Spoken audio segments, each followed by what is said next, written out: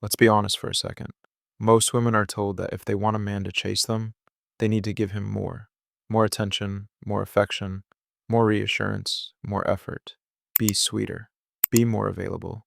Be more understanding. But here's the uncomfortable truth no one tells you. The more you give a man certainty too early, the less he feels the need to pursue you.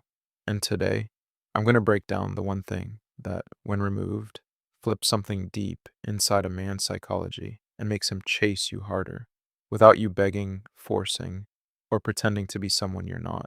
Because attraction doesn't grow from abundance, it grows from tension. Let's call this the certainty gap. A man chases when there's something he hasn't fully secured yet, not because he's confused, not because he's playing games, but because his mind is wired to move toward what feels just slightly out of reach. The moment he feels like he already has you, something changes. He relaxes, he slows down, he stops investing at the same level. Not because he doesn't like you, but because the pursuit is complete in his mind. This is where most women unknowingly lose their power. They remove the certainty gap too quickly. Let's start with the most common mistake.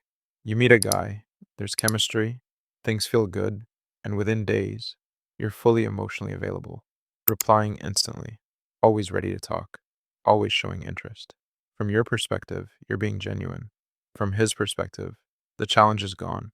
There's no mystery, no question, no space for curiosity to grow. A man doesn't chase what is constantly present. He chases what he has to move toward. When you remove the need for him to come closer, he stops stepping forward. Now, here's where it gets subtle. It's not just about being available, it's about being predictable. If a man already knows, you'll always say yes. You'll always be there. You'll never pull back. You'll never challenge his effort. Then mentally, he places you in a secured category. And secured things don't trigger pursuit, they trigger comfort. Comfort is good for relationships, but it kills the chase before it even begins.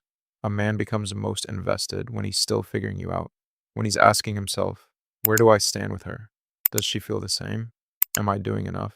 That question, that uncertainty, is what drives his effort. Remove that, and you remove the chase. Here's the deeper layer most people miss. Men don't just chase women, they chase how they feel around those women.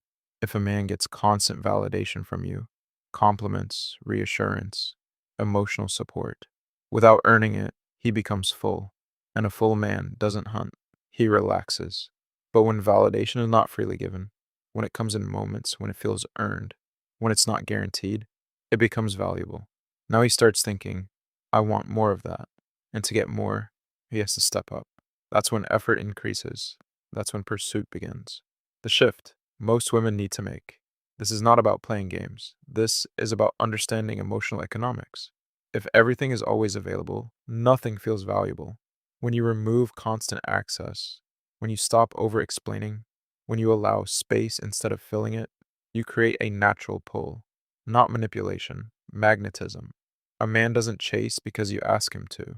He chases because something inside him feels unfinished, uncertain, unresolved, unclaimed. And that feeling only exists when you stop giving him full access to you before he's earned it. At the end of the day, the goal isn't to make a man chase endlessly. The goal is to see if he will, because the man who is truly interested doesn't need to be convinced. He just needs space to step forward. So instead of asking, how do I make him chase me? Ask yourself, what am I giving away too freely? Because sometimes the problem isn't that he isn't chasing, it's that there's nothing left for him to chase. And when you understand that, you stop trying to prove your worth and start letting him rise to meet it.